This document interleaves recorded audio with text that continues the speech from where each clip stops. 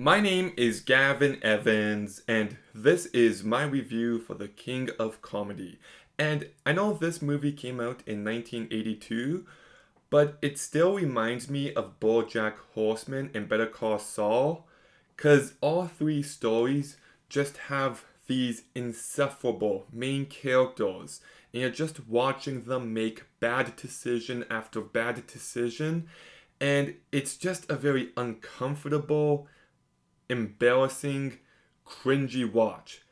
And at that, this movie just fully delivers. Like, you're just watching this guy who will not listen, who will not stop, and it's infuriating the entire time. And he has this sense of moral superiority where he thinks he's better than all the other crazy, obsessed lunatics, when that is most definitely not the case, but he views him and everyone else on a completely different level. And I think that makes for a very fascinating character. He's also quite delusional, where he imagines these conversations happening in his head, and they're just so unrealistic, almost to a comedic degree. Like, there was one moment where he's imagining himself getting married on air, and everyone's apologizing for how they've treated him, and it's just a really fantastic, hilarious moment. There was some good dark comedy in this movie, which I really enjoy. And yeah, like, so much of this movie revolves around this one character, but he's a very complex character. And spoiler alert, by the way, it would have been very easy for his act at the end of this movie to be embarrassing, but it's actually not. It turns out he's actually pretty good, and we see how he's using this to just get by in life. And it just ends in a very fascinating way. And it didn't even occur to me before. Like, once I thought he was lying about his mom, but then I realized that his mom being alive is part of the delusion, because you never see her. And yeah, like, that just makes him complex. Like, he's a broken man, and everything he's doing is still clearly wrong, but there's just layers to him. And yeah, like, really well written character. I do think the last 5 minutes don't actually happen. I do think that's part of his delusion, but still, like, really strongly written movie. It's incredibly well directed by Martin Scorsese, it's well shot, and the cast does a fantastic job. This is one of, if not the greatest, Robert De Niro performance I've ever seen.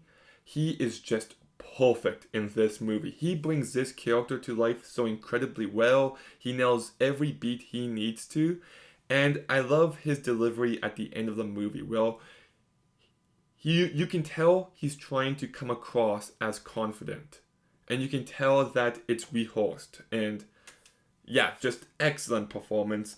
Jerry Lewis, I also thought did a really great job. His reaction in moments is just perfection, and for someone who's not in this movie all that much, he still felt consistently. So yeah, impressive work by him. Tony Randall, I thought did a good job. Diane Abbott as the one bartender, I thought was good in this movie. And Sandra Bernhard as the one crazy fan, I think is quite good as well. And that's actually a good transition to my negatives, because I still don't love this movie. I do really like it, but I do think it's one of those movies where the first half is better than the second half, and it does start to lose me for a bit. Like, everything with Jerry getting kidnapped, and then the ransom, and then the actual live showing, it just feels so stretched out, and it kind of loses me for a bit. Like, I think you could have trimmed this movie down by 15 minutes. I really do. And I think then the movie would have achieved greatness. Because, yeah, like, that last act kind of loses me, especially everything with the crazy fan and Jerry. Like, I get wide sale, but it just seems unnecessary at the same time. Yeah.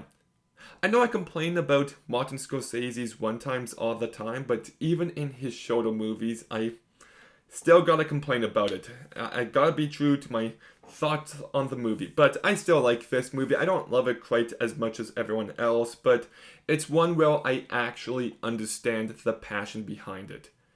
And I think it's a very well written movie. I think you've got a great complex character. It's very uncomfortable and cringy in the best way possible. And you've got some amazing performances, especially by Robert De Niro. I'm still not as big on this movie as everyone else, but I'll still give The King of Comedy a 7.5 out of 10. Okay, have you seen The King of Comedy? What did you think? Let me know in the comments down below. Make sure you like, comment, subscribe. Stay tuned for more videos soon. And Gavin,